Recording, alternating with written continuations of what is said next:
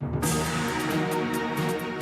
LA this week, U.S. and Chinese leaders gather in downtown Los Angeles to sign a historic agreement regarding climate change. I'm Gil Reyes at the downtown LA Marriott with the story. city leaders commemorate the terrorist attacks of 9/11 as they remember the heroes who made the ultimate sacrifice. I'm Anna Marcos. We're in the middle of a recovery effort. We'll show you what city and school officials are doing to get dropouts back in school. That's coming up.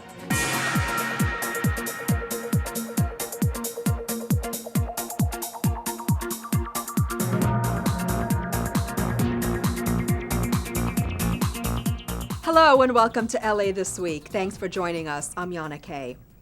Our top story this week, LA's first responders honor the victims of the 9/11 terrorist attacks. As Gil Reyes reports, many of the dead included fellow first responders killed while trying to save others.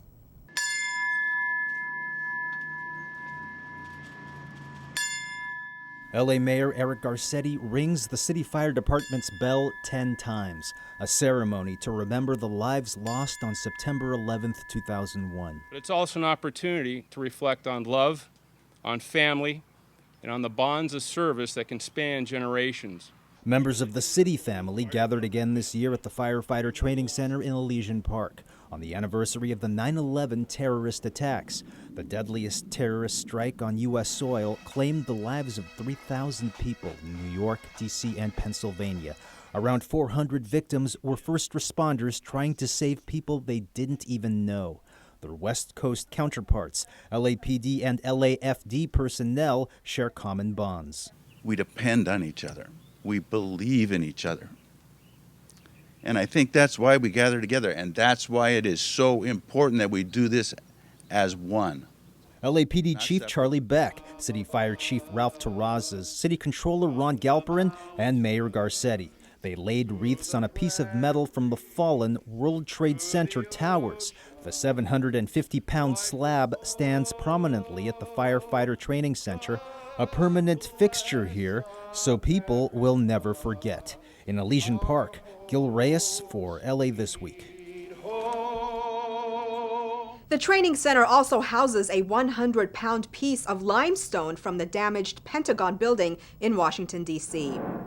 And the North Hollywood community came out in full force to pay their respects to those lost on 9/11, one name at a time. Rasha Goel has more. Wilson Bud Flagg. Darlene D. Flagg. Lisa Frost. The names read out loud, one by one, to remember the husbands, wives, daughters, and sons who perished in the 9/11 attacks. A somber ceremony held at North Hollywood Park South to pay tribute and remember the victims.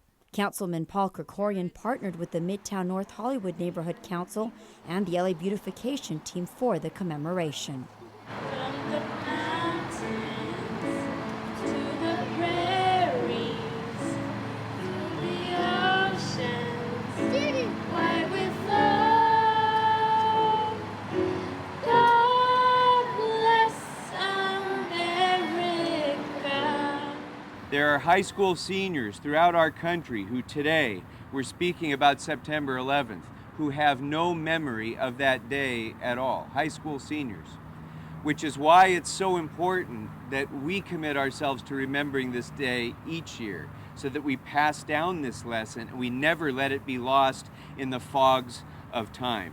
This North Hollywood Park Memorial, which was dedicated by the beautification team 1 year after the attacks, lists the 78 Californians who lost their lives. It is a national and maybe worldwide event to really reflect and really think about how we have to stay unified. A day that many have their own memories of. We knew what it was to hike up those stairs and never have an opportunity to come back. We knew what they were thinking in their minds. I can certainly remember getting up with my family and turning on the television and seeing these images that seemed like they could not possibly actually be occurring. Yes, quietly remember all of them because we dare. Time may move on, but their light will always shine on. I'm Rasha Goel for LA This Week. President Barack Obama's pledge to reduce pollution with China hits close to home, specifically in cities, states, and other local governments. As Gil Reyes reports, several mayors from the U.S. and China have signed on to lend support. It's a historic signing. Local leaders from the world's top 2 polluting nations promising to clear the air city by city. This is a profound and fundamental transformation of the entire modern economy. As Governor Brown will tell you, it's a pledge from 12 mayors and governors from the U.S. and China to reduce pollution. They're expected to support green businesses and pass local laws to reach their goals. Because we know that cities lead, mayors lead, and when we do, things happen. A promise to share each other's good ideas. It's one of the recommendations made at this summit of U.S. and Chinese leaders at the downtown LA Marriott to address the problem of climate change. The U.S. has pledged to reduce emissions by 28% from 2005 levels by the year 2025. China has pledged to reach similar goals by the year 2030. It's not often I'll say this, but I encourage you to be thieves of good ideas. LA Mayor Eric Garcetti, who hosted the summit, wants other cities to copy Houston Mayor Anise Parker's plan. Houston is retrofitting its traffic signals with LED lights to conserve energy. LA has already done this. Garcetti also praises Chinese cities Beijing and Guangzhou. They plan to peak, then start reducing emission levels 10 years ahead of the rest of China. By developing and applying advanced low-carbon technologies and products we want to buy here to do the same in our cities. Meantime, other cities may want to adopt LA's practice of using clean-burning trucks to reduce pollution at their ports. LA will also soon be home to the largest city-owned fleet of electric vehicles, including this LAPD cruiser. Yes, we need to transform the entire automobile fleet. We need to get more people into mass transit, get more people on bicycles. To clear the air for future generations. Gil Reyes for LA This Week. And later on, we'll have more on that battery electric LAPD vehicle and other electric vehicles in the city's fleet. Well, it's a chance for a better life, a better education, and a better job. LA's mayor has made keeping students in school a top priority. Anna Marcos follows the mayor and school officials for Recovery Day at the LA Unified School District as they visit a South LA neighborhood. It is Recovery Day at the LA Unified School District, and you are about to see what recovering a student dropout looks like. Mayor Eric Garcetti goes into a home with School Board President Steve Zimmer, and then we wait, and wait, and wait, and wait some more. In this case, school and city officials are trying to recover 2 brothers who dropped out because they're trying to help support their mother and the family. So far, it looks good. Officials are able to get the younger brother back in school right away. The older brother will be more challenging since he works all night, but officials will work to get him into a job training program and hopefully back into school as well. What we did just now is what happens every day when the cameras are off. So would you call this a double success? I would call it the beginning of success. Yes, the beginning of a double success. In the last several years, Recovery Day has brought 4,600 high school dropouts back into the classroom. Officials say campaigns like this are critical in a school district where close to 20,000 students have been identified as potential dropouts. We can turn lives around. We can save lives. We can make sure that every single individual child in our neighborhoods have the potential that they have inside reached here in our schools. Some students beat the odds and not only make it back, but excel and go on to college. I plan to major in 3 different fields. The first one I want to major in is cartooning animation. And after that, I want to major in English. Then I want to major in civil law. For today, this latest recovery is walked right into Manual Arts High School and enrolled immediately. For city leaders, that's one more student snatched away from LA's dismal dropout abyss. One more student with a chance at more life and job opportunities. I'm Anna Marcos for LA This Week. Now, these recovery efforts have been going on in schools throughout LA. Meanwhile, it's a group of young people themselves who are helping city leaders prevent school dropouts in the first place. Here's Ana Marcos again with more on opening day for the City Year AmeriCorps program. This new crop of kids in red and yellow jackets is the city's latest weapon for fighting the dropout rate in LA schools. This year, I will collaborate with teachers to provide focused one-on-one and small group tutoring to middle school students to help them work through their academic challenges. The 309 new City Year AmeriCorps members take a one-year pledge to serve students in the LA Unified School District who are in danger of dropping out. The young volunteers provide one-on-one tutoring, mentoring, and other academic activities. These incredible young men and women pledge a full year of service to help students succeed in school and stay on track for high school graduation. They're the heroes, honestly. We come out, and a lot of us, all of you guys, we do the day of service. They do it for a year, at least a year. Some have done it for 2 and 3 years, and it's needed. During this opening day event at LA Live, the Clippers announced they will donate a $3 million check to the City Year AmeriCorps program. Clippers staff and other city leaders also pledged to pitch in a day of service to the schools. This is exactly what we need. And if we only had more of this, we probably wouldn't have the dropouts that we have around the country. We would have the graduates who not only finish high school, but go on to college. I've never been more inspired than unlocking the civic power of young people. What you see around me, behind me, all over here, this is what inspires me. The City Year program has been going strong for 26 years, and its members have made it their mission to pass on their school spirit to every student, no matter what their academic challenges. I'm Ana Marcos for LA This Week. Could all-electric squad cars be patrolling our streets soon? LA Mayor Eric Garcetti says that's the goal as the LAPD tests 2 high-end vehicles that run completely on battery power. Gil Reyes shows us. LA Mayor Eric Garcetti behind the wheel of one of the LAPD's newest all-electric cars. The BMW i3 is under lease for research only to determine if it fits the department's needs. So would you like to have one of those?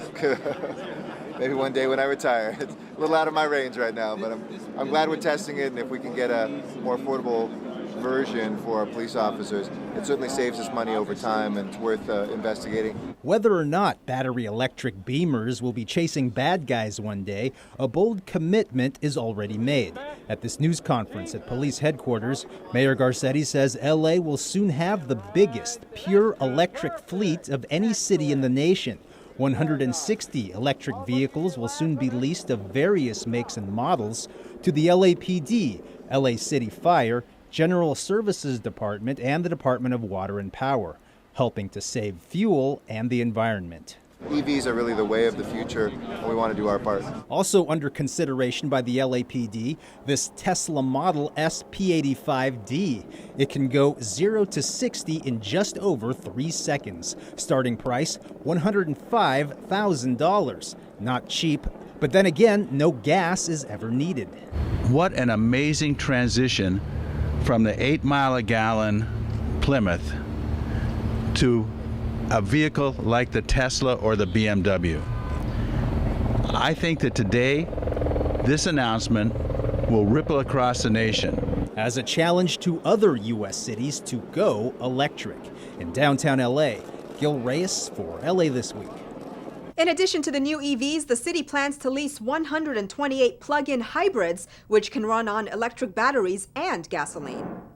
While success and failure are measured one person at a time when it comes to tackling LA's homeless issue, Ana Marcos brings us the second part of her 2-part report on homelessness and Councilmember Joe Buscaino's new plan to address it as we follow the story of 2 people's struggle.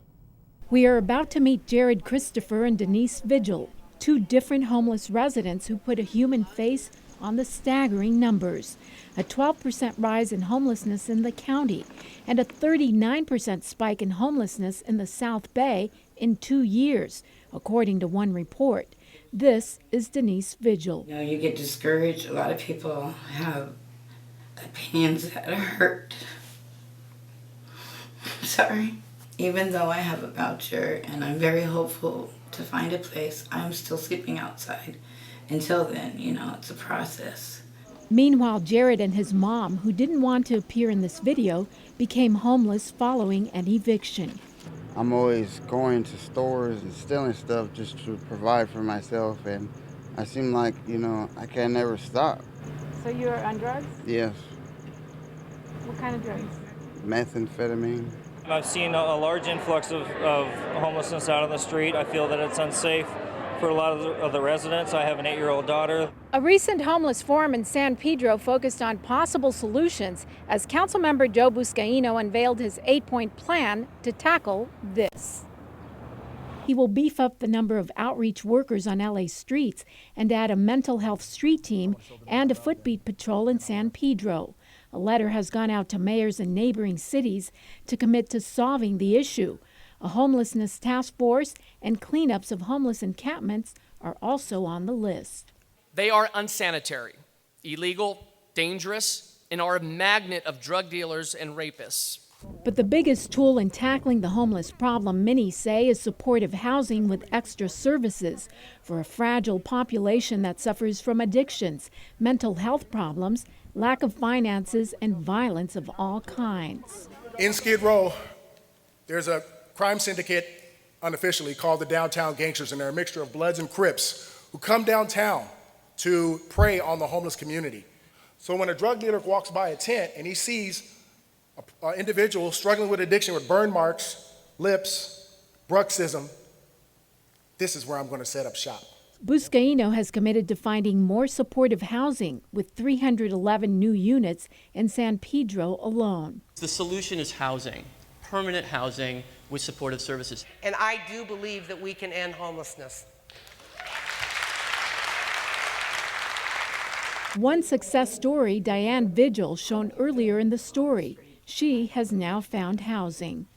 Some of us do want to get help, and so I'm one of those people. But for Jared, life on the streets continues. Is there a drug program you could take now? There's still programs out there that are free, yeah. But most of them, that's just my excuse. Most of them cost money. So that's an excuse. Yeah. For some, the vicious habit of homelessness and drug addiction is a difficult one to break. Even when people are ready for help, it's a struggle for city leaders to keep up with the growing need. I'm Anna Marcos for LA This Week. Now, some of the extra services city leaders plan to address in their supportive housing plans include services for alcoholism, substance abuse, mental illness, health counseling, and domestic violence. While remembering those who gave the ultimate sacrifice, saying thanks to men and women in uniform, and making it easier for war veterans to find work. All these stories in City Beat. The Los Angeles Fire Department's West Bureau hosted a Patriot Day and National Day of Service to mark September 11th. The ceremony was held at the LAFD Historical Society Museum and Fallen Firefighters Memorial in Hollywood. Councilmember David Rue, who joined Councilmember Mitchell Farrell at the event, said 9/11 reflects the best of our men and women in uniform. It's about respecting those who are risking their lives every day to help others. It is a date to remind us all to value what we have and to never forget all those that gave up everything. The Hollywood Chamber of Commerce held its 22nd annual Police and Firefighters Appreciation Day barbecue, which happened to fall on 9/11 for the first time. Most of the food was donated by Hollywood restaurants and nightclubs, and plenty of volunteers and celebrities like Joe Mantegna from Criminal Minds came out to give a helping hand and say thanks to local police and firefighters.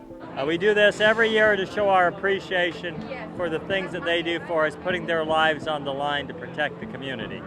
The first ever Veterans Career Fair was held recently at the Battleship Iowa in San Pedro, featuring more than 50 employers offering more than 350 jobs to veterans throughout Southern California.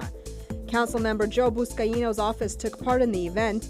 The fair provided veterans with on-the-spot job interviews, resume assistance, and job placement assistance. It's a project that cost under $1 million, but it could save tens of thousands of daily commuters a major headache. Anna Marcos has more on the latest road improvements in Granada Hills. City leaders admire their handiwork and then try it by crossing in this brand new pedestrian crosswalk. The crosswalk is part of the makeover at this intersection of Balboa Boulevard and San Fernando Road in Granada Hills. This is the connectivity, the artery that connects the Santa Clarita Valley to Los Angeles. These projects sometimes look simple but require a lot of coordination. The project built new left and right turn dedicated lanes coming off San Fernando, a lane going south on Balboa Boulevard, and new lights and a traffic signal in one of the busiest intersections in the North Valley. In 2007, we studied all the major intersections here in the San Fernando Valley, and we realized this is one of the worst. We've got over 20,000 commuters each and every day that are going back and forth between the Santa Clarita Valley and the city of Los Angeles. Tens of thousands of people every day that now have a smoother commute, it's easier to travel and safer as well. City leaders have made other improvements along this busy corridor, and they say these small projects can really change the quality of life for thousands of commuters, one project at a time. I'm Anna Marcos for LA This Week. Improvements made along the corridor include a new traffic light on Balboa Boulevard at the Knollwood Shopping Center.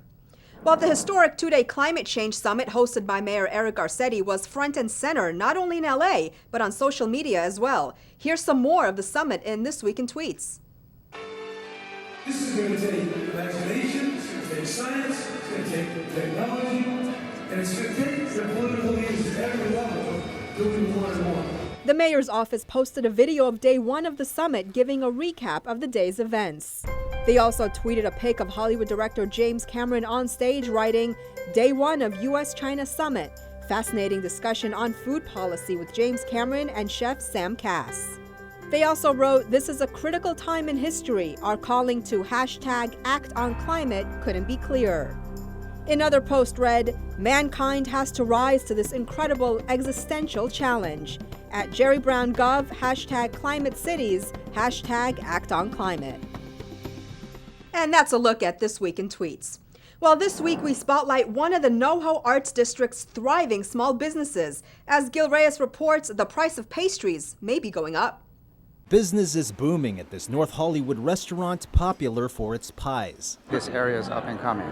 Vincent Kim is owner-operator of Republic of Pie in the NoHo Arts District, one of several locally owned businesses, not chains, to set up shop in the area over the past decade. This section of the valley is known for its contemporary theaters and galleries, and it continues to change. There's a lot of investment, a lot of new hotels coming in, new restaurants, many retail outlets and different kind of businesses. It's a fun, exciting place to be here in the NoHo Arts District. Area Councilman Paul Krekorian presents Kim a city certificate of recognition for his contributions to the neighborhood's artsy flavor, and listens to his concerns. Well, I think as the business owner, I think minimum wage increase is going to be a big issue. Kim says he may have to lay off workers when the city's $15 an hour minimum wage goes into effect in 2020. The city plans to raise wages slowly each year till then to cushion the blow on business owners. But Kim says he'll more than likely have to raise prices on pies. Yeah, I think that's what's on my mind right now. So. Still, patrons we spoke to had mostly positive reviews regarding the councilman's work and the improvement of the neighborhood overall when it comes to public safety and new businesses popping up. It's pretty fun. Like, we don't have to drive much, drive so far to go to this cute cafe or some cute places. It's been fun. Offering a slice of Manhattan's Soho in NoHo. In the NoHo Arts District, Gil Reyes for LA This Week. The city's slow transition to the $15 minimum wage begins next summer. While the Miracle Mile turns into an artist showcase, an eclectic festival in Venice highlights the area's unique offerings, and lobster lovers, get ready for the ultimate feast. All this in this week's Things to Do. Tarfest is an annual free music, arts, and culture event in LA's Miracle Mile district, produced by Launch LA, where dozens of the nation's most distinctive emerging artists, performers, and cultural innovators come together and showcase their talents and ideas. Launch LA believes exposure to the arts enhances quality of life and strengthens community through the shared appreciation of creative expression in all its forms and hybrids. Launch LA is passionate about providing artists with quality opportunities to present themselves and their creations that reflect our times to a curious and enthusiastic audience. Now in its 13th year, the event takes place on Saturday, September 26th from 1 to 8 p.m. at the La Brea Tar Pits in Hancock Park, located at 5801 Wilshire Boulevard. The Abbott Kinney Festival, now in its 31st year, takes place along a mile-long stretch of the world-famous Abbott Kinney Boulevard, arguably the coolest block in America. The boulevard's eclectic boutiques, artisan eateries, and influential art galleries infuse the festival with a local flavor that makes this event unique and not to be missed. Join the fun on the last Sunday in September for a day of fun, food, and entertainment while you soak in the spirit of the sunny beachside community of Venice. For more, visit abbottkinney.org.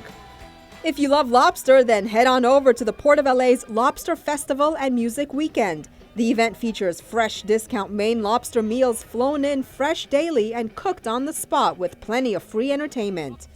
Lobster lovers enjoy a scenic outdoor park along LA's historic waterfront and shops at Port's Oak Hall. After feasting on luscious lobster meals, you can enjoy dancing, street performers, tall ships, shopping for arts and crafts, and musical performances by some of today's best up-and-coming acts. The event takes place September 25th through the 27th at Berth 76 at the Port. Visit lobsterfest.com for more info. And that's a look at some things to do. Well, that's going to do it for this edition. I'm Yana Kay, and from all of us here at LA This Week, thanks for joining us. A reminder that you can catch us online at lacityview.org. You can also follow and like us on Facebook. We'll see you back here next week for more of LA This Week.